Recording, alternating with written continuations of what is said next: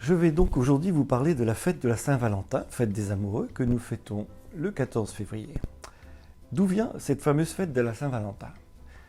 La fête de la Saint-Valentin provient certainement de la fête païenne des Lupercales, et qui a été fêtée par les Romains du 13 au 15 février, et qui symbolisait la purification et le partage, qui avait donné lieu d'ailleurs à un sacrifice, et qui symbolisait également la fin de l'hiver. Donc toutes ces fêtes païennes sont souvent reliées d'ailleurs aux saisons. Fête également donnée en l'honneur du dieu des troupeaux et des bergers.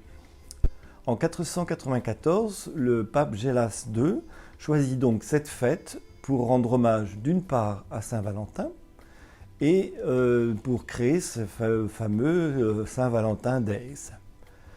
Alors qui est Saint-Valentin ? Saint-Valentin est un moine qui s'appelait à l'origine Saint-Valentin de Terni et qui avait défié l'autorité de l'empereur Claude II, celui-ci voulant que tous les mariages soient interrompus parce qu'il craignait que tous ces hommes ne partent pas à la guerre mais restent plutôt auprès de leurs fiancés.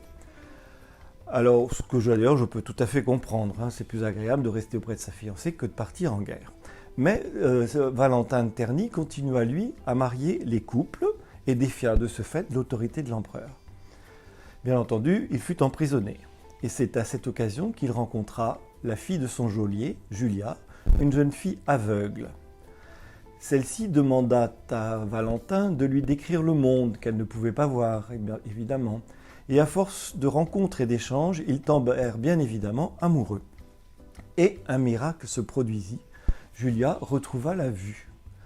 Ce miracle fut partagé et relayé évidemment partout, si bien que Claude II, le méchant gothique, qui n'aimait déjà pas les chrétiens, décida de condamner à mort Valentin de Terni, qui devint de ce fait un martyr.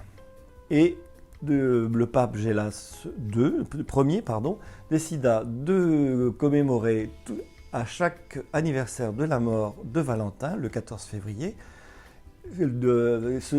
sa fête pour symboliser la fête des amoureux. Alors il existe une coutume qui s'appelle le valentinage et c'est au XIVe siècle que celui-ci prit son essor en Angleterre, où la coutume voulait que l'on réunisse des couples, principalement dans l'aristocratie, et que ces deux personnes, cet homme et cette femme, étaient donc réunis pendant une journée et devaient se faire des petits cadeaux, avoir l'un envers l'autre des petits gestes tendres et s'échanger des secrets.